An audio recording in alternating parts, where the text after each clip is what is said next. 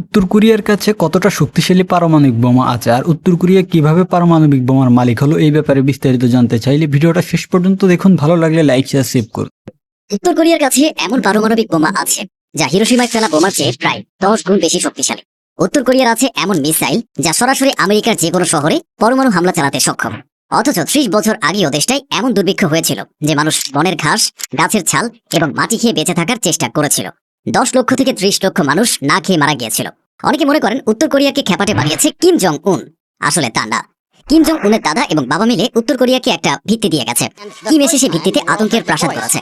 ক্যাপসুলের আজকের ভিডিওতে জানবেন দুর্ভিক্ষ থেকে ঘুরে দাঁড়ানো উত্তর কোরিয়া কিভাবে এতটা ক্ষমতাধর হয়েছে। 1950 সালের জুনে উত্তর ও দক্ষিণ কোরিয়ার মধ্যে যুদ্ধ শুরু হয়। 1953 সালের জুলাইতে সেই যুদ্ধ শেষ হওয়ার মাধ্যমে দুই কোরিয়া ভাগ হয়ে যায়। দুই পক্ষ মিলিয়ে প্রায় 30 লাখ মানুষের মৃত্যু হয়। শিল্প কারখানার অস্তিত্ব বিলীন হয়ে যায়। অবকাঠামো প্রায় মাটির সঙ্গে মিশে যায়। উত্তর কোরিয়ার নেতা তখন কিম ইল সাং, যিনি কিম জং উনের দাদা। কিম ইল সাং সেনাবাহিনীকে শক্তিশালী করতে শুরু করেন।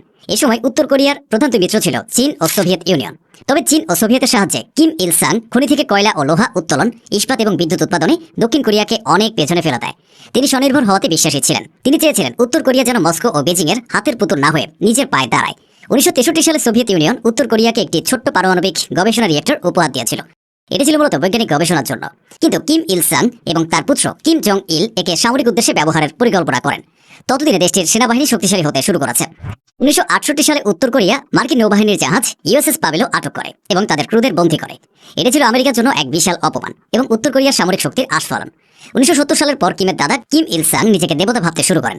সারা দেশে তার মূর্তি বসানো হয়। প্রতিটি বাড়িতে তার ছবি আঁকা বাধ্যতামূলক করা হয়। 1974 সালে কিম ইল সাং গোপনে তার পুত্র কিম জং ইলকে তথা কিম জং উনের বাবাকে উত্তরাধিকার মনোনীত করেন। 1980 এর দশকে দক্ষিণ কোরিয়া যখন আধুনিক গণতন্ত্র এবং বিশ্ববাজারে স্যামসাং ও হুয়ের মতো কোম্পানি দিয়ে রাজত্ব শুরু করে, উত্তর কোরিয়া তখন ভুলভাল ও ধ্বংসাত্মক সিদ্ধান্ত নিতে থাকে। এর অংশ হিসেবে 1987 সালে দক্ষিণ কোরিয়ার সিওল অলিম্পিক ভণ্ডুল করার উদ্দেশ্যে উত্তর কোরিয়ার এজেন্টরা দক্ষিণ কোরীয় যাত্রীবাহী বিমান KAL 858 বোমা হামলা চালিয়ে 115 জন মানুষকে মেরে ফেলে। এসব কাজের মাধ্যমে নর্থ কোরিয়ার কোনো লাভ না হলেও শত্রুর সংখ্যা বাড়ছিল। তবে একটা কাজের কাজ করেছিল। মনে আছে রাশিয়ার কাছ থেকে উপহার পাওয়া সেই পারমাণবিক গবেষণা রিয়েক্টরের কথা? উত্তর কোরিয়ার মাথায় তখন যে পরমাণু শক্তির ভূত চেপেছিল তা বের হয়নি। তাই হাজার উত্তর কোরীয় বিজ্ঞানীকে রাশিয়ায় পাঠিয়ে পারমাণবিক পদার্থ বিজ্ঞানে উচ্চতর প্রশিক্ষণ দেওয়া হয়। ফলে উত্তর কোরিয়া নিজস্ব ক্ষমতায় 5 মেগাওয়াট ক্ষমতা সম্পন্ন রিয়েক্টর তৈরি করে ফেলে, যা থেকে অস্ত্র তৈরি করার জন্য প্লুটোনিয়াম বের করা সম্ভব ছিল। এবার আসে 1990-এর দশক। এই সময়টায় নর্থ কোরিয়া কঠিন দুর্দশায় পড়ে।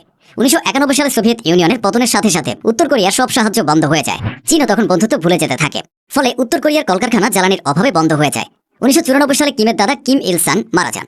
এরপর পরে কয়েক বছর টানা বন্যা এবং খরা দেখা দেয়।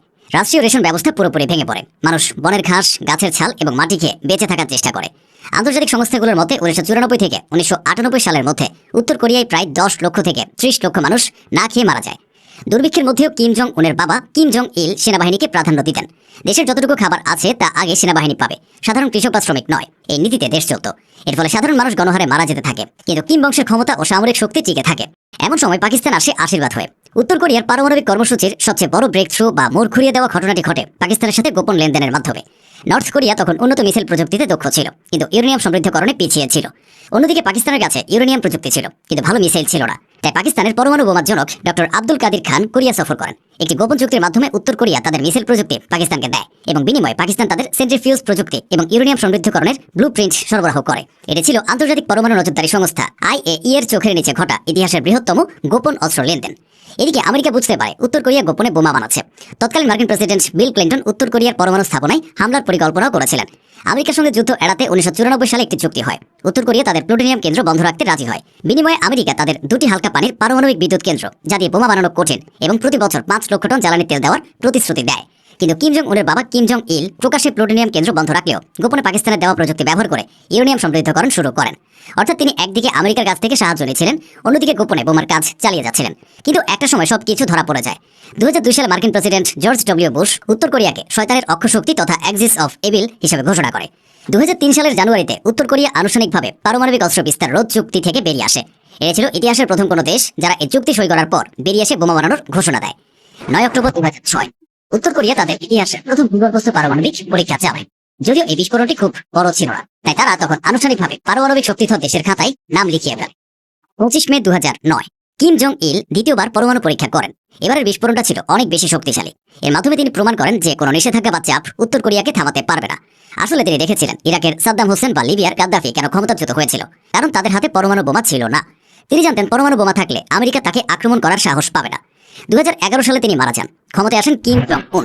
তার আমলে উত্তর কোরিয়া খেপা ঘোড়ার মতো ছুটতে থাকে।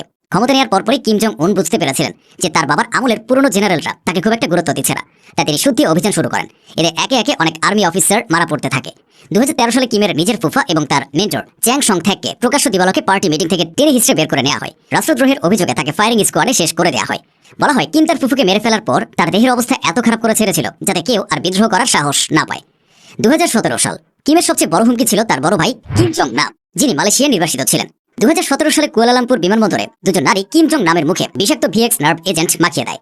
কয়েক মিনিটের মধ্যে তার মৃত্যু হয়। এর মাধ্যমে কিম বংশের অন্য সব পুরুষ দাবিদারকে তিনি পৃথিবী থেকে সরিয়ে দেন। কিম তার শাসনের প্রথম কয়েক বছরে প্রায় 300-এর বেশি উচ্চপদস্থ কর্মকর্তাকে তুচ্ছ কারণে মৃত্যুদণ্ড দিয়েছে বলে অনেকে ধারণা করেন। কেবল ভুলভাবে বসার কারণে বা তার ভাষণের সময় ঘুম ভাব আসার কারণেও কর্মকর্তাদের প্রাণ হারাতে হয়েছে। কিম জং উনের সবচেয়ে বড় সাফল্য ছিল 2017 সালের সেপ্টেম্বর মাসে ষষ্ঠ পারমাণবিক পরীক্ষা। এটি ছিল একটি হাইড্রোজেন বোমা যার শক্তি ছিল প্রায় 150 কিলোটন। এটি 1945 সালে হিরোশিমায় ফেলা বোমার চেয়ে প্রায় 10 গুণ বেশি শক্তিশালী। কিম এমন সব মিসাইল তৈরি করেছেন যা সরাসরি মার্কিন যুক্তরাষ্ট্রের যে কোনো শহরে পরমাণু হামলা চালাতে সক্ষম। বলা হয় মনস্টার মিসাইল, যেমন ওয়াসং 15 এবং ওয়াসং 17। 2024 সালের রয়টার্স রিপোর্ট অনুযায়ী কিম এখন সলিড ফুয়েল মিসাইল তৈরিতে সফল হয়েছেন। তরল জ্বালানির মিসাইল প্রস্তুত করতে সময় লাগে, কিন্তু সলিড ফুয়েল মিসাইল জঙ্গলের ভেতর থেকে কয়েক মিনিটের মধ্যে উৎক্ষেপণ করা যায়, যা মার্কিন স্যাটেলাইটের পক্ষে ধরা কঠিন। কিম জানেন অর্থনীতি শক্ত না হলে টিকে থাকা কঠিন। আন্তর্জাতিক নিষেধাজ্ঞার কারণে এমনিতে তার দেশে ব্যবসা বাণিজ্য সাধারণত বন্ধ থাকে। তাই দেশ চালানোর জন্য তিনি নতুন এবং বিপজ্জনক পথ খুঁজে নিয়েছেন। উত্তর কোরিয়ায় আছে লাজারাস গ্রুপ। কিম কয়েক হাজার মেধাবী ছাত্রকে ছোটবেলা থেকেই হ্যাকার হিসেবে গড়ে তুলেছেন। এরা বিশ্বের বিভিন্ন ব্যাংক এবং ক্রিপ্টোকারেন্সি এক্সচেঞ্জ থেকে বিলিয়ন বিলিয়ন ডলার চুরি করে বলে গুঞ্জন আছে। রয়টার্সের তথ্য মতে এই চুরির টাকা দিয়ে উত্তর কোরিয়ার পরমাণু প্রকল্পের সিংহভাগ খরচ মেটানো হয়। তাছাড়া চীনের সঙ্গে কিমের সম্পর্ক খুবই ভালো। উত্তর কোরিয়ার 88% বাণিজ্য চীনের সাথে হয়। চীন কয়লা ও খনিজ সম্পদের বিনিময়ে কিমকে খাদ্য ও জ্বালানি সরবরাহ করে। 2024 সালে কিম জং উন তার শাসনের সবচেয়ে বড় কূটনৈতিক চালটি চেলেছেন। ইউক্রেন যুদ্ধে রাশিয়ার গোলার অভাব দেখা দিলে কিম সরাসরি রাশিয়ার সাথে সামরিক চুক্তি করেন। ইউক্রেনের বিরুদ্ধে লড়ার জন্য কিম প্রায় 12,000 উত্তর কোরীয় সৈন্য রাশিয়ায় পাঠিয়েছেন বলে অনেক বিশ্লেষক মত দেন। এটি দ্বিতীয় বিশ্বযুদ্ধের পর উত্তর কোরিয়া সৈন্যদের প্রথম বড় কোনো বৈদেশিক মিশন। বিনিময়ে পুতিন কিমকে আধুনিক ড্রোন প্রযুক্তি, স্যাটেলাইট গাইডেন্স দেওয়ার ব্যাপারে সিদ্ধান্ত নিয়েছে। এই চুক্তির ফলে উত্তর কোরিয়া এখন রাশিয়ার ছায়া সঙ্গী হয়ে উঠেছে। ভাবুন একবার, তাদের বন্ধু মাত্র 2টি দেশ, আর দেশ দুটি সাধারণ কোনো দেশ নয়, চীন ও রাশিয়া। এখন প্রশ্ন হলো, কিন্তু আজীবন থাকবে না, তার জায়গায় কে আসবে? তিনি ইদানিং তার 10 বছরের মেয়ে কিম জু আইকে বড় বড় সামরিক কুচকাওয়াজ এবং মিসাইল লঞ্চ সাইটে রাখছেন। বিশেষজ্ঞরা মনে করছেন চতুর্থ প্রজন্ম হিসেবে তার মেয়েই হয়তো পরবর্তী সুপ্রিম লিডার হতে যাচ্ছেন। উত্তর কোরিয়ার ভবিষ্যৎ নেতৃত্ব কোথায় গিয়ে দাঁড়াবে এ নিয়ে তর্ক বিতর্ক ও সন্দেহ আছে। তবে কিম পরিবার যে বিশ্ব রাজনীতির সবচেয়ে খ্যাপাটে পরিবার, এ নিয়ে কোনো বিতর্ক নেই।